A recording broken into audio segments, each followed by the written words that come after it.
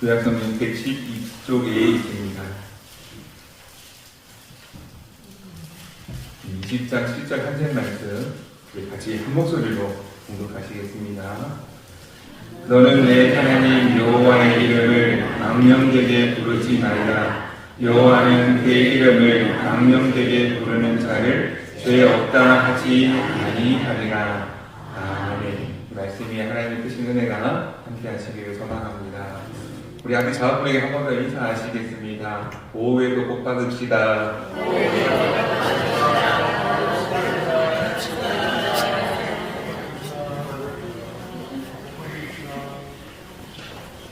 하여튼 복은 많이 받으시고요.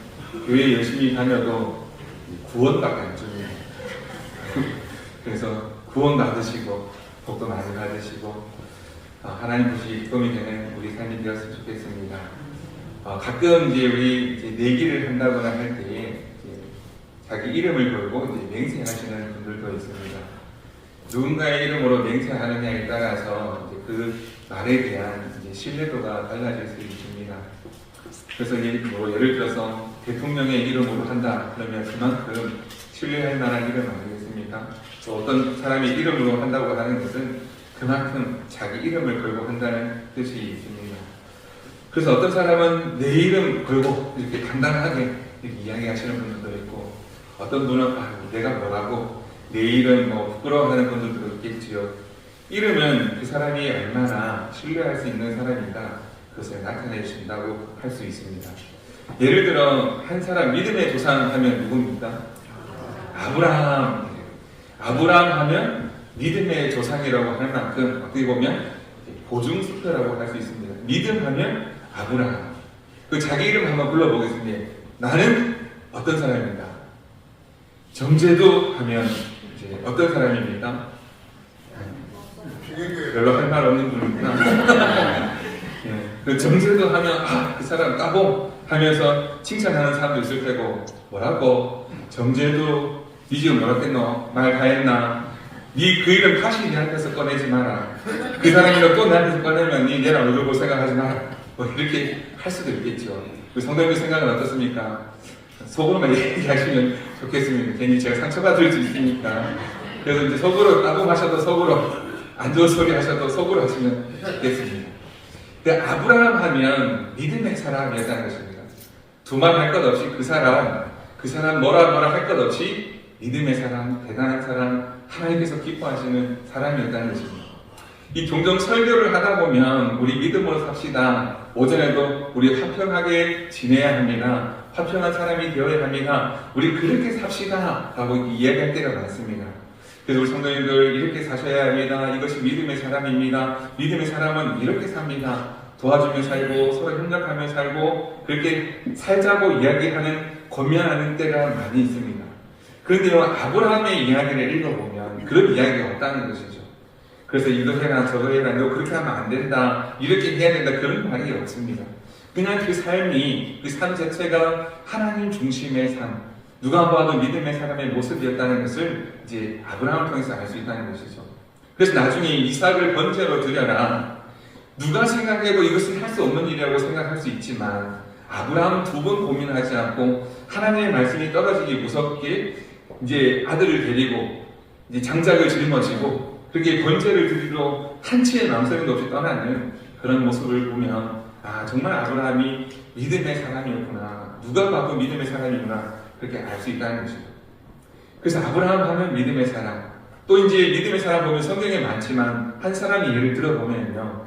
이제 고린도전서 16장의 말씀에 보면 아가야의 첫 열매 스데바나의 집 사람들 혹시 기억이 나십니까? 이제 그 사람들이 어떻게 행하였는가? 성도 섬기기로 작정을 하고 다른 사람들의 부족한 것을 채워주며 이들의 마음을 시원하게 한 사람이었다고 이 성경은 기록하고 있습니다. 아가야의 복음을 전했는데 열매를 맺었습니다. 그 사람이 예수를 믿었어요. 그런데 믿음 생활하는데 그 사람의 모습을 보니까 섬기기로 작정을 한 사람이구나. 열심히 섬기고 봉사합니다. 교회 안에서 열심히 섬기고 봉사하면서도 다른 사람의 마음을 기쁘게 하고 즐겁게 해주는 그 일을 잘 감당하는 사람이 스데바나였다는 것입니다. 스데바나 하면 섬기기로 작정한 사람, 사람들의 마음을 시원하게 해주는 사람, 하나님을 기뻐하는 사람, 하나님을 기쁘시게 하는 사람이 아니었을까. 우리의 이름은 어떤가 하는 것이죠. 우리 이름 딱 얘기했을 때, 아, 그 사람, 괜찮은 사람, 좋은 사람, 믿음의 사람. 그런데 그 사람 하면 말도 꺼내지 마라. 이렇게 하면 안 되겠죠. 그래서 이름에 대해서는 굉장히 중요합니다. 그런데 하나님도 이름이 있습니다.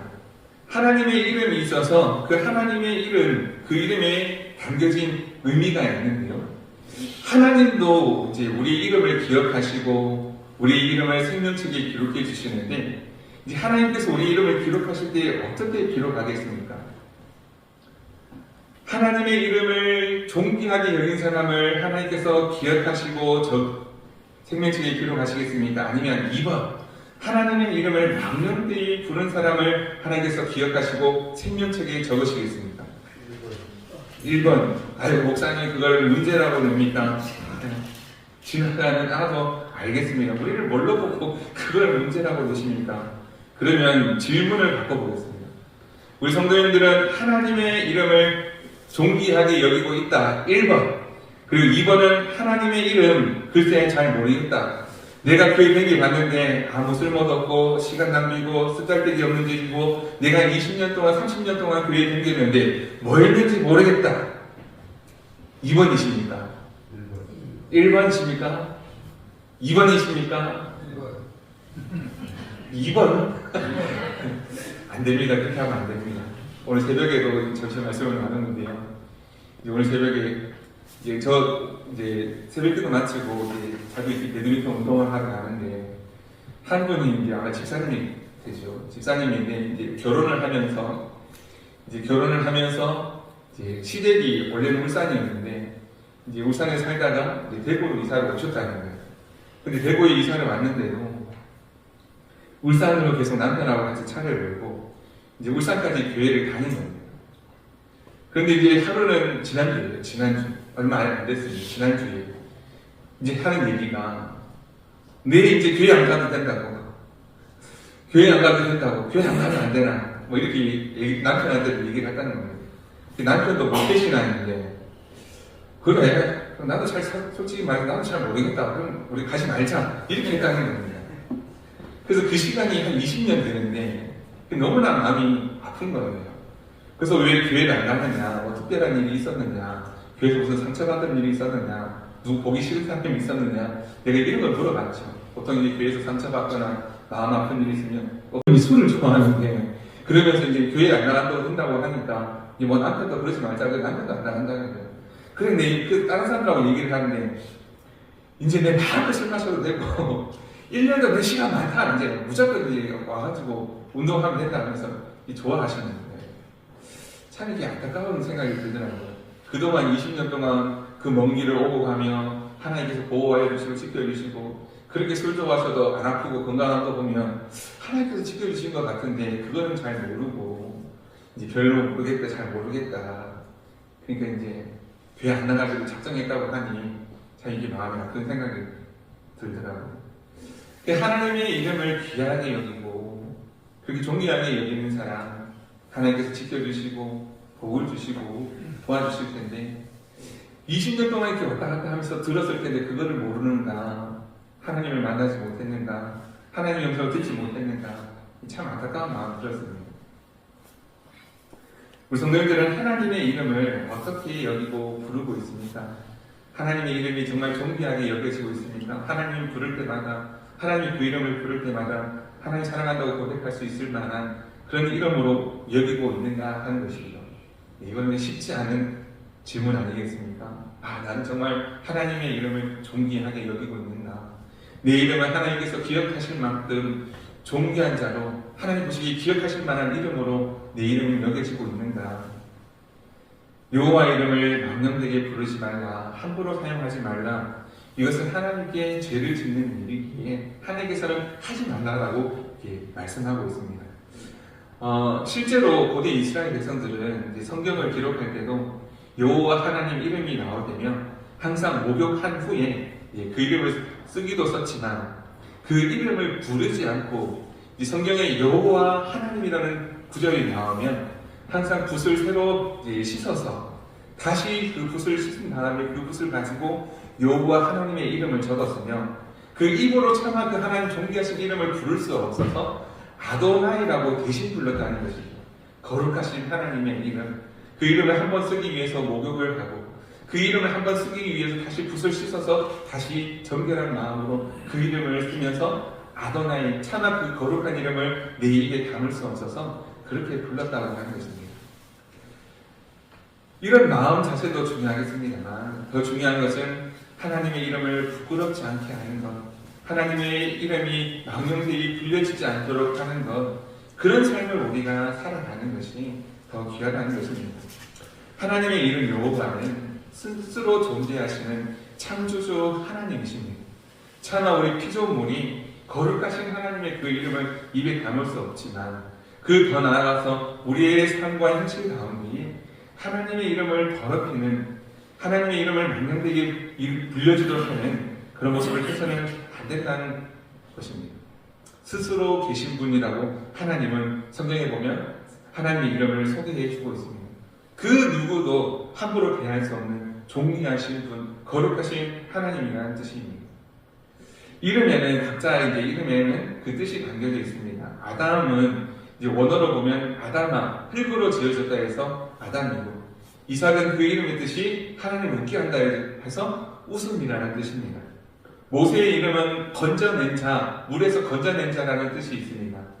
바로가 이집트에 있을 때 이제 요셉을 알지 못하는 바로가 이제 이스라엘 백성들이 커져가는 그 모습을 보고 견제하면서 2살 이하의 남자아이는 다 죽이라고, 그 나일강에 띄어 죽이라고 그렇게 명령하였을 때에 이제 그 모든 히브리 백성들은 그 가난아이를 바다에 던질 수밖에 없었죠. 그때 모세의 어머니 요게벳은 차마 이 아이를 던질 수 없어서, 강물에 그냥 던질 수 없어서 갈대 상자에 담아서 이 아이를 물에 떠내려 보내게 됩니다. 하나님 손에 맡긴다고 하면서 떠내려 보냈을 때 바로의 문제의 손에 붙잡혀서 그 건진 바닷가에서 건져낸 자 모세의 이름이 바로 그렇습니다. 모든 것은 다 지어진 이름이 있습니다. 그러나 하나님의 이름은 그 누구도 함부로 할 수 없는, 스스로 계신, 누구도 이름 지을 수 없는 존귀하신 하나님이라는 것입니다. 그런데 그 하나님의 이름을 이제 보면, 영어를 말씀해 보면 망령되이 부르는 자를 죄 없다 하지 아니하리라 말씀하십니다. 여호와의 이름을 망령되이 부르는 자는 죄가 있다라고 말씀하십니다. 그 감히 우리가 판단할 수 없는 존재의 하나님, 감히 입에 올릴 수도 없는 그분, 그 입에서 나온 말씀은 곧 무조건 듣고 따라야 되는 전능하신 하나님의 말씀이라는 것이죠. 그래서 하나님의 말씀을 잘 듣지 않는 자, 불순종하는 자, 그리고 망령되게 일컫는 그 사람을 하나님은 죄 없다 하지 않으신다는 사실 우리가 꼭 기억할 수 있기를 바랍니다. 그리고 여호와 하나님의 이름에는 왜 망령되게 일컫지 말아야 되는가 하면 능력과 권세가 있기 때문에 그렇습니다. 여호와의 하나님 이름에는 능력과 권세가 있다. 예를 들면요, 고대 근동에는 이제 신의 이름을 부를 때는 신한테 간절한 영혼을 가지고 나아가는 이 특별한 의미가 있었습니다. 그래서 우리가 예수 그리스도의 이름으로 기도하듯이 고대 근동 지방에도 자신이 모시는 신의 이름을 붙여서 이렇게 영원하는, 기도하는 그런 모습들이 있었다는 것이죠. 그래서 성경에도 보면 하나님의 이름으로 나아가는 그런 모습을 볼 수 있습니다. 다윗은 여호와의 이름으로 백성들을 축복하였습니다. 사무엘하 6장 18절에서 19절 말씀에 보면 이런 말씀이 있는데요. 지금은 하면 준비는 안 되는데요. 다윗이 번제와 화목제 드리기를 마치고 만군의 여호와의 이름으로 백성에게 축복하고 모든 백성 곧 온 이스라엘 무리에게 남녀를 막론하고 떡 한 개와 고기 한 조각과 건포도 떡 한 덩이씩 나누어 주매 모든 백성이 각기 집으로 돌아가니라. 여호와의 이름으로 그들을 축복하고 그들에게 많은 떡과 먹을 것을 나눠주면서 축복하여 돌려보냈다는 것입니다. 누구의 이름으로요? 여호와의 이름으로. 여호와의 이름에 능력과 권세가 있기 때문에 여호와의 이름으로 축복하며 돌려보냈습니다. 한편 저주하는 장면도 나옵니다. 여호와의 이름으로 저주하는 장면이 나오는데요. 어디에 나오는가 하면 열왕기하 2장 23절 24절의 말씀이 나옵니다. 어떤 내용인가 하면요, 동네 아이들이 엘리사 선지자가 지나가는데 동네 아이들이 놀립니다.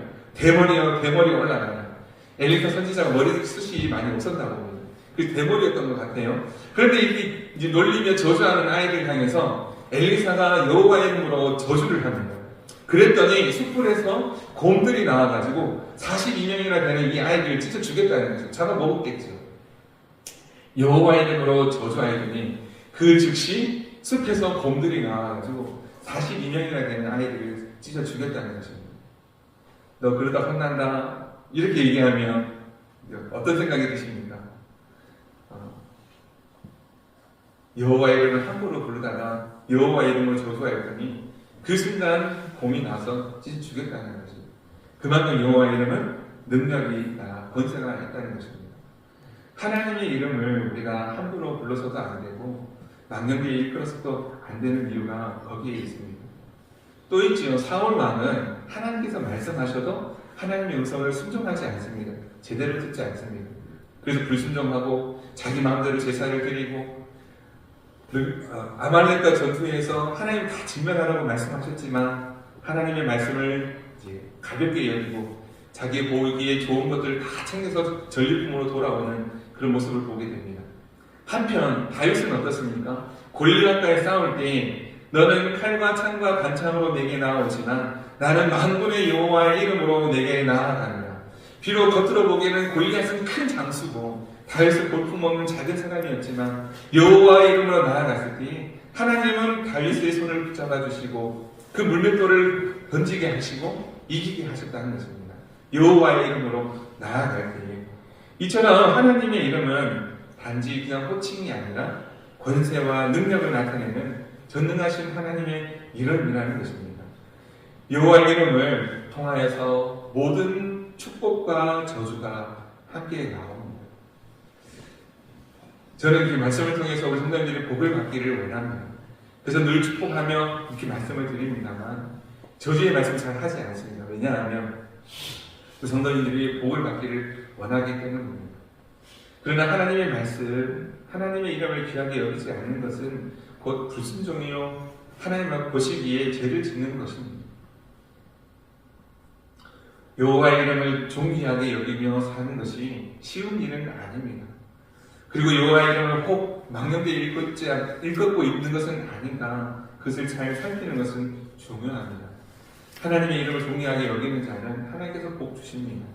그러나 우리도 모르는 사이에 하나님의 이름을 가볍게 여기고 하나님의 말씀을 가볍게 여긴다면 하나님께서 어떻게 하실지는 하나님이 아십니다. 우리는 잘 모르지만 그래도 믿음으로 사는 자에게 복 주시고 하나님께서 정말 사랑하신다면 우리의 삶을 바꾸시고 우리의 생각을 바꾸시고 우리의 모습을 바꾸어 주셔서 하나님의 자녀로서의 모습으로 바꿔 가실 것입니다. 하나님께서 함께 하시고 도와주시고 하나님의 사랑을 알고 하나님의 은혜 가운데 살아가는 복 있는 삶이 되기를 간절히 소망합니다. 우리가 우리의 모습 속에서 하나님을 높여 찬양하고 하나님의 그 이름을 귀하게 여기며 하나님의 이름이 영광을 받으시도록 하는 그 삶을 통해서 하나님께서는 우리의 이름도 생명책에 기록해 주신다는 것이죠. 하나님의 이름 함부로 부르지 않아야 합니다. 함부로 사용하면 재앙이 될 수도 있다는 사실 꼭 기억할 수 있기를 바랍니다. 사사기 11장에 보면은요, 그 사사 입다의 이야기가 나옵니다. 사사 입다 하면 무슨 일이 있는지 아십니까? 입다는 이제 하나님께서 그 사사로 이렇게 부르시고 사용하시는데 암몬이라고 하는 나라와 이제 전쟁을 하게 될 때에 이제 하나님께서 이기게 하시고 승리케 하신 사사였습니다. 그런데 하나님께서 이제 전쟁에서 이기게 하시고 그래서 하나님께 영광 돌리고 끝나면 될 일인데 이 사사가 쓸데없는 소원을 합니다. 그것이 무슨 소원입니까? 내가 암몬과의 전쟁에서 나와서 싸워서 이기고 돌아올 때에 하나님께서 이기게 하시면 내가 돌아올 때에 나를 가장 먼저 맞이하는 그 사람을 하나님 앞에 번제로 드리겠다 이렇게 소원을 한 것입니다. 그래서 전쟁에서 돌아오게 하시면 감사합니다 하고 기도하고 그렇게 나갔다 들어오면 될 것인데 그렇게 하나님께만 영광 돌리면 될 것을 왜 쓸데없이 사람을 번제로 드리겠다고 이 쓸데없는 소원을 하는가 하는 것이죠. 그래서 그 소원을 한 이후에 하나님께서는 전쟁에서 이기게 해주셨습니다. 전쟁에서 승리하고 돌아올 수 있도록 해주셨습니다. 그런데 가장 먼저 맞이하러 나온 사람이 누굽니까? 바로 입다에 하나밖에 없는 딸이 가장 먼저 이렇게 나와서 맞이하게 되었다는 겁니다. 그래서 하나님의 이름으로 소원을 했으니 제사를 안 지낼 수도 없고 제사 지낼 수도 없는 그런 일이 되고 말았죠. 이 결국 하나님 앞에 번제로 올려드렸습니다. 번제의 제사는 우리가 짐승으로 예를 들어 보면요, 짐승 머리를 자르고 다리를 자르고 각을 떠서 그 내장을 떼고 다 씻어가지고 제단 위에 나무로 쌓은 번제단 위에 올려놓고 다 태워서 하나님 앞에 드리는 제사입니다. 이 온전한 헌신을 의미하는 제사입니다. 그런데 하나밖에 없는 사랑하는 딸을 그렇게 번제로 올려드렸다는 것입니다. 목을 자르고 팔다리를 다 잘라가지고 다 씻어서 하나님 앞에 올려드리는 제사, 하나님 앞에 기쁨으로 드려야 될 제사가 통곡의 제사, 아픔의 제사, 잊을 수 없는 그런 제사가 되었을 것입니다. 성경에는 2달 동안 있다가 울었다라고 기록하고 있습니다만 2달만 울었겠습니까? 2년이 지나도 10년이 지나도 20년이 지나도 잊을 수 없는 예배가 아니었겠습니까?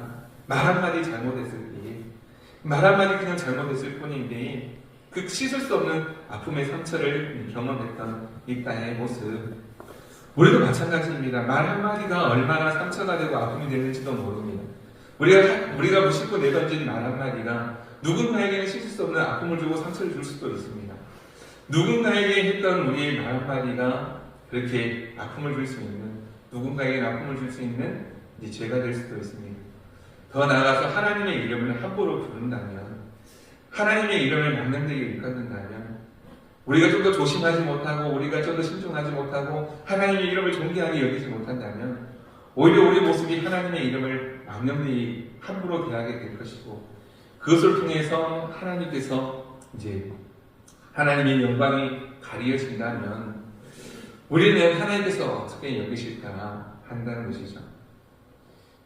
하나님의 이름을 함부로 부르는 것, 그 사람의 모습이 바로 교만한 사람 아니겠습니까?